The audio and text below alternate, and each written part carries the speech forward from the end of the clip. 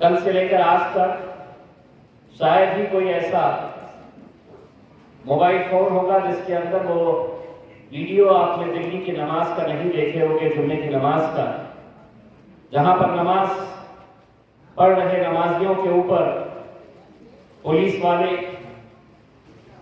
लात मार रहे, जानमाज की किस तरीके से बेहुरमती की जा रही, ये सभी लोग देखने के बावजूद भी अगर कल उस पुलिस वाले को सस्पेंड किया गया है तो आप इसी बात को दूसरे नजरिए से अगर देखेंगे कि क्या ये मुमकिन है आज इस मुल्क के अंदर कि कोई पूजा कर रहा हो और उसे कोई पुलिस वाले की इतनी हिम्मत हो कि वो जाकर उसे लातों से मारे और जनाब मुस्तफा फारूक साहब हिंदी सांस्कृतिक हमारा एशिया के मुख्य संपादक मुस्तफा मुनीर साहब, तारिक नक्शबंदी साहब और यहाँ पर स्टेज पर मौजूद तमाम मौजूद मेहमान, आज का ये इनॉग्रल इशू जो हमारा एशिया की साप्ताहिक का अभी रिलीज किया गया है, उसका मेन हेडलाइन जो है वो मुस्लिम आरक्षण के ताल्लुक से है और उस पर लिखा गया है आरक्षण चाहिए 20%, हमें हमारा हक दो। दरअसल इस सम्मान के ऊपर, इस सब्जेक्ट के ऊपर जब पार्लियामेंट के अंदर बहस चल रही थी, मैं अच्छी तरह से जानता हूँ आज हुकूमत सरकार जो बैठी हुई है उसका रवैया मुसलमानों की तरफ कैसा है, इसके बारे में बहुत ज्यादा बताने की जरूरत नहीं है क्योंकि सभी लोग बखूबी जानते हैं। इसीलिए जब ये बहस लोकसभा के अंदर चल रही थी तो मैंने वजीर आजम मोदी साहब बैठे हुए थे और उनके सामने ये कहा था कि आपसे रिजर्वेशन मांगने का मतलब ये है कि हम अपना सर दीवार पर फोड़े जैसा है, इसलिए कि एक ऐसा माहौल इस मुल्क के अंदर पैदा कर दिया गया है कि हुकूमत आपसे ये कह रही है कि हम आपको सांस लेने दे रहे हैं, यह बहुत बड़ी बात है। कल से लेकर आज तक शायद ही कोई ऐसा मोबाइल फोन होगा जिसके अंदर वो वीडियो आपने दिल्ली की नमाज का नहीं देखे होंगे, जुम्मे की नमाज का, जहां पर नमाज पढ़ रहे नमाजियों के ऊपर पुलिस वाले लात मार रहे, जानमाज की किस तरीके से बेहुरमती की जा रही, ये सभी लोग देखने के बावजूद भी अगर कल उस पुलिस वाले को सस्पेंड किया गया है तो आप इसी बात को दूसरे नजरिए से अगर देखेंगे कि क्या ये मुमकिन है आज इस मुल्क के अंदर कि कोई पूजा कर रहा हो और उसे कोई पुलिस वाले की इतनी हिम्मत हो कि वो जाकर उसे लातों से मारे और उसे पूजा करते हुए धक्का दे दे, ये मुमकिन ही नहीं है। लेकिन आज ये सब कुछ हो रहा है और इसलिए हो रहा है कि कहीं ना कहीं हम अपनी सफों में बटे हुए हैं। कोई मानेगा, कोई नहीं मानेगा, लेकिन मैं बड़ी जिम्मेदारी के साथ कह रहा हूं और इसलिए कह रहा हूं कि कई ऐसे मुद्दे हैं जिनके ऊपर हम ये चाहते हैं कि अपने सियासी इख्तिलाफ दूर करके जब कौम का मसला आया एक आवाज में आवाज लगाने की जरूरत है। लेकिन क्या ये हो पा रहा है? खुद अपने आप से अगर ये सवाल करेंगे तो आपको इसका जवाब मिलेगा। एशिया एक्सप्रेस जिस वक्त इसकी शुरुआत हुई थी, करीब 15 साल पहले, मुस्तफा फारूक साहब भी इस बात की गवाही देंगे कि उस वक्त की सहाफत में और आज की पत्रकारिता के अंदर जमीन और आसमान का फर्क आ गया है। अब सहाफत के नाम के ऊपर, पत्रकारिता के नाम के ऊपर धंधे किए जाते हैं, कारोबार किया जाता है। बहुत कम ऐसे अखबार, बहुत कम ऐसे टेलीविजन चैनल्स के रिपोर्टर्स आपको मिलेंगे जो ईमानदारी के साथ पत्रकारिता कर रहे हैं।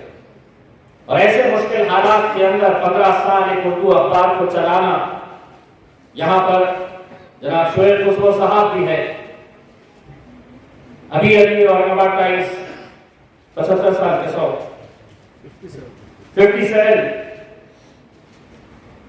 57 साल से एक उर्दू अखबार निकालना कोई मामूली बात नहीं है। जब हमारे हाथ में आता है तो हम उसका सिर्फ हम कीमत कितनी दे रहे हैं उससे अंदाजा लगाते हैं, लेकिन एक उर्दू अखबार निकालने के लिए कितनी मेहनत और मशक्कत करनी पड़ती है। क्या ये सही नहीं है कि कोविड के बाद पूरे न्यूज़पेपर इंडस्ट्री को एक बहुत बड़ा झटका पड़ा है। बड़े बड़े ऑर्गेनाइजेशंस के न्यूज़पेपर बंद कर दिए गए और सबसे ज्यादा अगर नुकसान किसी का हुआ तो उर्दू अखबारात का। वो इसलिए ये हुकूमत जब आई तो सबसे पहले उन्होंने वार किसी के ऊपर किया तो उर्दू अखबारात के एडवर्टाइजिंग के ऊपर। जो एडवर्टाइजिंग का बजट फिक्स हुआ करता था, उसकी कैटेगरी फिक्स थी, उन्होंने उस अखबार के ऊपर पहले हमला किया। नतीजा यह हुआ इस मुल्क के अंदर समों से उर्दू अखबार जो है वो बंद पड़ गए। जो बचे हुए हैं उन्हें जिंदा रखने की जिम्मेदारी अब अगर हुकूमत से उम्मीदें लगाएंगे तो मेरे हिसाब से अपने आप से हम धोखा कर रहे हैं। उर्दू अखबारों को जिंदा रखने की जिम्मेदारी हम सब की है, अखबार खरीदने की जिम्मेदारी हम सब की है, उर्दू में बच्चों को पढ़ाने की जिम्मेदारी हम सब की है। और मैं इसलिए कह रहा हूं कि आने वाले कुछ सालों के बाद कहीं ऐसा ना हो कि हमें ये कहने का वक्त आ जाए कि एक जबान हुआ करती थी इस मुल्क के अंदर जिसका नाम उर्दू हुआ करता। मैं खुद उर्दू जानता नहीं था, न स्कूल में पढ़ा, न कॉलेज में पढ़ा, न कहीं बाहर पढ़ा, लेकिन अखबारात में जो फिल्मों के कॉलम आते थे वो फिल्मों के कॉलम पढ़ते पढ़ते आज अल्हम्दुलिल्लाह पूरा का पूरा उर्दू अखबार में पढ़ सकता हूं। तो ये उर्दू को भी जिंदा रखना हमारे लिए बहुत जरूरी है। आज वैसे मीडिया के अलग अलग प्लेटफॉर्म्स आ रहे हैं, जिसमें सोशल मीडिया का भी एक बड़ा प्लेटफॉर्म है। और जैसा मैं आपको बताया, ये हुकूमत जब सरकार में आके बैठी तो उन्होंने सबसे पहला अगर कुछ काम किया तो उन्होंने ये कहा कि एजेंसीज को तो हम वैसे भी अपने कब्जे में ले लेंगे, चाहे वो इन्वेस्टिगेटिंग एजेंसीज कोई भी हो। अब हाई कोर्ट के और सुप्रीम कोर्ट के जज अगर रेजिग्नेशन देकर अगर भारतीय जनता पार्टी के टिकट के ऊपर इलेक्शन लड़ रहे हैं तो आप सोचिए ये मुल्क कहां चला गया। आप सोचिए ये जिस अदलिया के उस मुकाम के ऊपर वो जज बैठा हुआ है और वो रिजाइन करके ये कहता है कि अब मैं भारतीय जनता पार्टी के टिकट के ऊपर इलेक्शन लड़ूंगा, तो उसने जब फैसले दिया होगा तो किसके हक में दिया होगा, किसको नाराज नहीं कर सकता है वो अच्छी तरह से जानता है। इसलिए पार्लियामेंट के अंदर मैंने भी ये मांग की थी कि अगर कोई पुलिस कमिश्नर हो, आर्मी का आर्मी चीफ हो, सुप्रीम कोर्ट या हाई कोर्ट का जज हो, रिटायरमेंट लेता है या उसका रिटायरमेंट होता है तो कम से कम 3 साल का एक कूलिंग पीरियड होना चाहिए। 3 साल के बाद, उसके रिटायरमेंट के बाद हुकूमत में उसको सियासत के अंदर आने का फैसला करना चाहिए, क्योंकि ये वो पोस्ट है। अगर सबको अगर ये पता चल गया कि हुकूमत इनकी है, मुझे इनके साथ इलेक्शन लड़ने का है, तो वो कहीं पर भी इंसाफ नहीं करेगा और उसके शिकार सबसे ज्यादा हम होंगे। तो आज इस माहौल के अंदर हम जी रहे हैं। आज ये सोशल मीडिया का दौर बहुत पावरफुल हो गया है। अब व्हाट्सएप के ऊपर आपको खबरें, चटपटी खबरें, कैसा उसकी हेडलाइन कितनी तामझाम करके बताना है कि मजबूर हो जाए खोलने के लिए। डॉक्टर शोएब साहब चले गए कैसे? मेरी पार्टी में थे ही नहीं कभी। शोएब साहब की पार्टी में थे ही नहीं। मुझे एक हेडलाइन आई यूट्यूब चैनल के जरिए, एमआईएम को बड़ा झटका, शोएब हाशमी शिवसेना ज्वाइन कर लिए। मैंने कहा कि मेरे पास थे कब चुप चले गए। तो सिर्फ सनसनीखेज खबरें बताना और इम्तियाज अली के नाम के ऊपर तो जितना टीआरपी ले सकते हैं। मेरे मुखालिफिन से जाकर पूछो ये पंखा क्यों तेजी से नहीं चल रहा है, तो इम्तियाज अली जिम्मेदार है। इतनी तेज धूप क्यों आ रही? मैं आज जरूरत इस बात की है कि जर्नलिज्म किसी जमाने के अंदर एक नोबल प्रोफेशन हुआ करता था। पत्रकारिता एक नोबल प्रोफेशन हुआ करती थी। मुस्तफा फारूकी साहब मैं एनडीटीवी के लिए जब काम करता था तो प्याज की कीमतें एक वक्त में बहुत आसमान चढ़कर बोल रही थी, हुकूमत गिरने की नौबत आ गई थी कि उस वक्त मुझे ये बताया गया था कि प्याज का किसान जब अपनी फसल निकाल रहा है, वहां से लेके घर तक प्याज जब पहुंचती है तो किसान को क्या मिलता है, बिचौलियों को क्या मिलता है, होलसेल मार्केट में जब जाता है तो क्या मिलता है। तो इसका पूरा स्टोरी कितनी थी? तो महज 3.5 मिनट की स्टोरी। लेकिन रोज सुबह 4 बजे उठ के ऊना के करीब शिरूर के पास एक किसान के पास हम जाते। किसान वैसे भी रात में वो किसान फसल निकाल रहा है, एक दिन वो शूट कर लिए, फिर गोडाउन के अंदर उसकी सफाई हो रही है। कुछ दिनों के बाद उसे ट्रैक्टर में भरकर ऊना के मार्केट यार्ड में लाया जा रहा है। किसान को कितने पैसे दिए जा रहे हैं?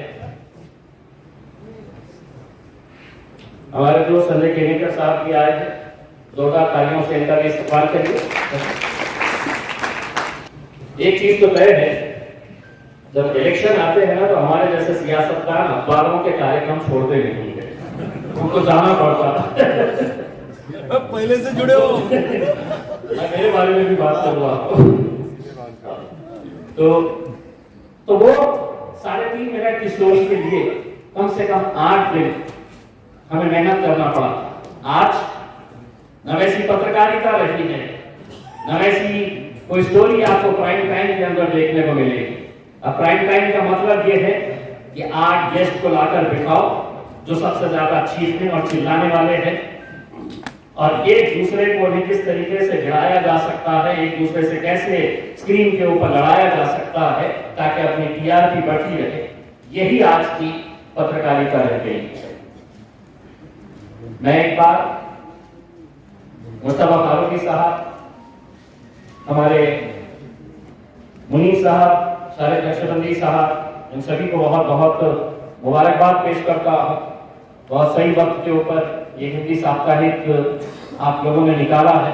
मैं अपनी नेक ख्वाहिशात आप सभी को देता हूँ और उम्मीद करता हूँ जो 15 सालों से उर्दू का अखबार आप चला रहे हैं, इंशाअल्लाह ये हमारा एशिया हिंदी साप्ताहिक भी उसी तरह से आप लेकर जाएंगे। मेरी बहुत बहुत नेक ख्वाहिशात है।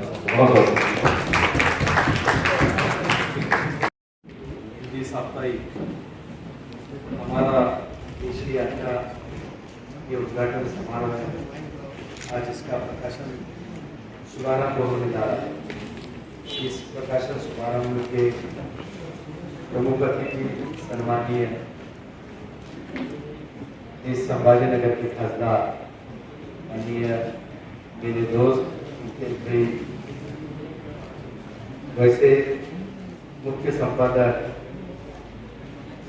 मुस्तफा फारूक जी, मुस्तफा मुनीब जी, शारिक नशवंती जी, डॉक्टर जफर भाई कादरी, हमारे दोस्त, सभी यहाँ आए हुए महानुभाव, नगर सेवक और इस एशिया पे प्रेस पे अपना शुभचिंतक सभी सही। तो ये अखबार आने वाले समय में पीड़ित उपेक्षित लोगों के न्याय का एक पत्र बनना चाहिए, क्योंकि हम चाहते हैं सियासत पे लिखने वाले बहुत मिले, बहुत सारे अखबार हैं, वो सियासत पे लिखते हैं, फोटो छापते हैं, ये देखो ये सियासत का इधर का आदमी उधर कैसा गले में डाल रहा है। लेकिन मैं एक क्या बोलता, ये अखबार हुंकार होना चाहिए, समाज का हुंकार होना चाहिए, जो हमें सही तरीके से कुछ दिशा और सही तरीके से न्याय का हक का पत्रक बनना चाहिए। सर, आज हिंदी साप्ताहिक एशिया एक्सप्रेस जो पहले उर्दू था आज हिंदी में तब्दील हुआ है, नवे एडिशन का इजरा अमल में आया, क्या कहेंगे? पहले तो ये बात है कि तब्दील नहीं हुआ, उर्दू अपनी जगह बरकरार है और उर्दू से हम जो है कभी दस्तबरदार हो नहीं सकते। उर्दू तो हमारे लिए बहुत कुछ है, लेकिन अब जो हालात ज़माना है उसकी गर्दिश है और जो इस माहौल है, तो इसमें हिंदी को चूँकि सरकारी सरपरस्ती हासिल है और हिंदी राष्ट्रभाषा है, तो हिंदी का जो फ़रोग़ है वो सिर्फ मुल्क में आम नहीं बल्कि मुसलमानों में भी आम होने लगा है, ख़ास तौर पर शुमाली रियासतों में। तो वहाँ मुसलमानों की तकरीबन 75-80% आबादी अब हिंदी बोलने लगी है, हिंदी पढ़ने लगी है। तो हमारी तहज़ीब, हमारा दीन, हमारी अक़दार ना सिर्फ हमारी मिल्लत की ज़रूरत है, साथ ही साथ इस मुल्क में हम हैं, इस मुल्क की अक्सरियत जो है वो उर्दू नहीं पढ़ती है, तो उसमें से शुमाली हिंद की बड़ी अक्सरियत हिंदी पढ़ती है। तो उस तक भी हम पहुंचना चाहते हैं कि हम क्या सोचते हैं, क्या चाहते हैं, क्या होना चाहिए, इसलिए इस माध्यम का हमने सहारा लिया है। सर, देखने में आता है उर्दू अखबार नॉन मुस्लिम भाइयों को नहीं आता था, लेकिन अब मुसलमानों की जो मसले मसाइल है नॉन मुस्लिम भी पढ़ेंगे, तो आपको लगता है कुछ असर पड़ेंगे? देखिए, अगर माकूल बात होती है तो उसमें असर होता है, सच्चाई अपनी ज़ात में हक़ होती है। अगर आप सच्चाई और माकूलियत पेश करेंगे तो लोगों को समझना पड़ेगा, मानना पड़ेगा। मसलन मैं आज मौका नहीं था, लेकिन अगर यही बात मैं अगर अखबार में छेड़ता हूँ, रिज़र्वेशन की बात हमने की, लेकिन मैं मस्जिद की बात छेड़ूँ तो मेजॉरिटी कम्युनिटी के लोग बोलते थे, अरे एक मस्जिद दे दो ना श्री राम जी के लिए, एक दे दो, क्या इतना अड़ियलपन है। मुसलमानों ने ये कहा था कि बात अगर एक की होती तो हम गौर भी कर लेते। अब आज वो ख़ुद देख रहे हैं कि मामला एक पर रुका नहीं है। अब मामला जो है ज्ञानवापी का भी है, मथुरा का भी है, महरौली का भी है, हल्द्वानी का भी है और एक सिलसिला है। तो जो माकूल मेजॉरिटी है गैर मुस्लिमों की, उन तक अगर हम इस दलील के साथ जाते हैं, वो भी महसूस करेंगे कि ना, मसला मुसलमानों के अड़ियलपन का नहीं, बल्कि कुछ लोग हैं जो यहाँ पर फसाद चाहते हैं। सर, अभी साप्ताहिक है, तो आने वाले वक्त में जो है तो आप उससे डेली करेंगे? अभी तो उसको ऑनलाइन डेली रखा है, लेकिन कोशिश होगी कि साहब ये पहले साप्ताहिक नेशनल लेवल पर कम से कम नॉर्दर्न इंडिया हो जाए, उसके बाद उस पर किया जा सकता है। वो गौर शारिक साहब को करना चाहिए, वो डेली के मुतामिल है, हम जो है वीकली के मुताबिक। सर, एक आखिरी सवाल, आज आपने औरंगाबाद से शाये करने वाले हैं, आने वाले वक्त में कौन कौन से स्टेट से चालू करेंगे? जो हिंदी बेल्ट है ना, जिसमें सबसे बड़ी स्टेट यूपी है, बिहार है, झारखंड है, मध्य प्रदेश है, राजस्थान है, दिल्ली है, ये वो रियासतें हैं जहाँ पर डोमिनेंट हिंदी है। इसलिए हमारी कोशिश ये होगी कि जल्द से जल्द हम दिल्ली और दिल्ली से लखनऊ, पटना और दीगर जगह जा सकें इंशाअल्लाह। शुक्रिया सर। मैं अब्दुल रहीम खान नबी गुजारिश करता हूँ कि जलगांव से हमारा वो पहला साथी, परभनी से फेरोज साहब,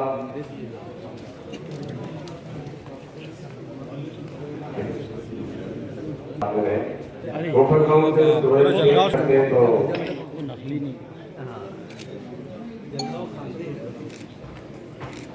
फरवरी से फेरोज साहब जो वहाँ अपना सोशल मीडिया भी चलाते हैं और अखबार के साथ शुरू से जुड़े हैं।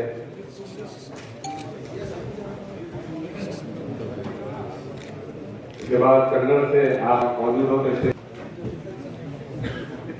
नांदेड़ से हमारे साथी इमरान भाई, जयपुर हमारे बुजुर्ग हिसाब साहब को दरखास्त है कि आप स्टेज पे सकते हैं। हिसाब साहब आज भी माशाल्लाह साइकिल पर अखबार तकसीम करते हैं। मुझे आप तमाम को दरखास्त है कि जोरदार तालियों के साथ आपका इस्तेमाल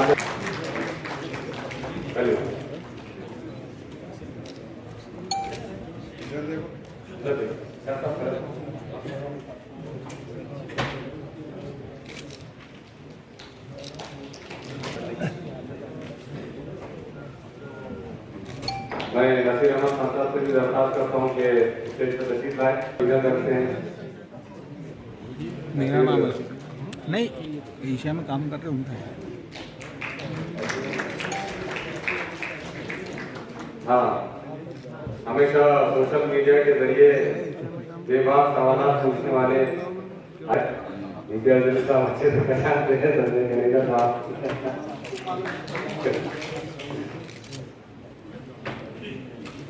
रौनक लाने वाले जी जी रौनक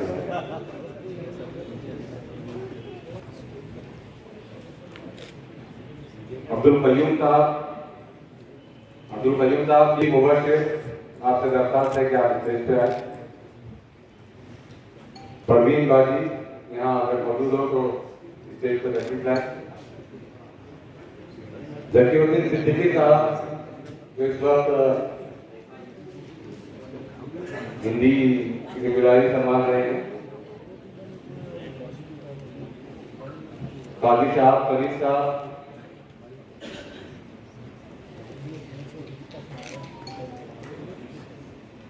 तबरेज मोहम्मद खान,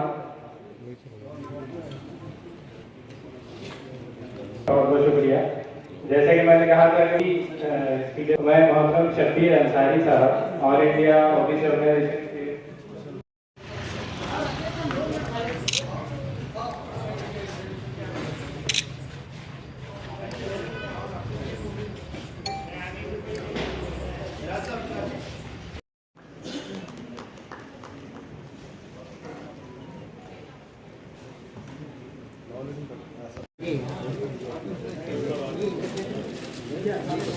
सबके हाथ पे एक एक दे दो, सबके हाथ पे।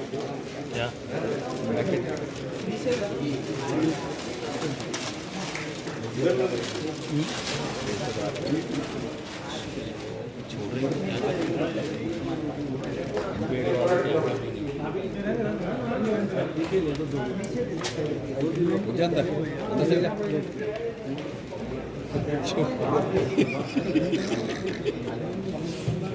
थोड़ी देर उसको नीचे ले लो उसको। फ्रंट पेज बताओ, फ्रंट। अरे देर से अब तुम्हारे हो जाओ। ये दूसरे का आ रहा अनवर भाई, दूसरे का आ रहा अनवर भाई, दूसरे का आ रहा हो, तुम्हारा बताओ। मुबीन पे आवाज़ आ जा रही, एक मिनट आवाज़।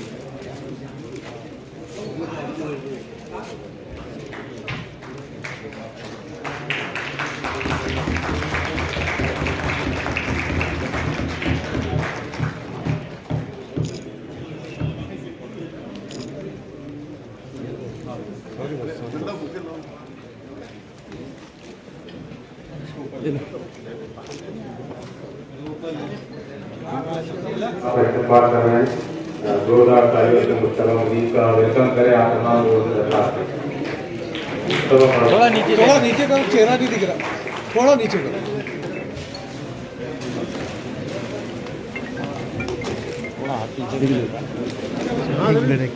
ठीक है बोल।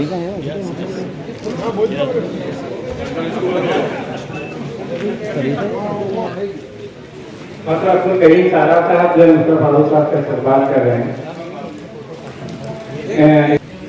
एक 5 मिनट का वक्त अगर आप दे दें तो उसके बाद ये बात देखें इंशाल्लाह इस्तेमाल को हम रख लेंगे। हम सब जानते हैं कि पूरे मुल्क यहाँ के नौजवान से आरक्षण की बात चल रही है और हमारे स्टेट में तो गालिबन वो वन ऑफ द मोस्ट और जो लोग ऑफिशियली भी हकदार है कि सरकारी कमेटीज ने जिनको कहा कि आरक्षण मिलना चाहिए, कोर्ट ने कहा कि जिनको आरक्षण मिलना चाहिए, मुसलमानों के इस प्रोग्राम के एक अहम और मतलब से अहम जो हमारे नगर के मेंबर ऑफ पार्लियामेंट मोहतरम इम्तियाज अली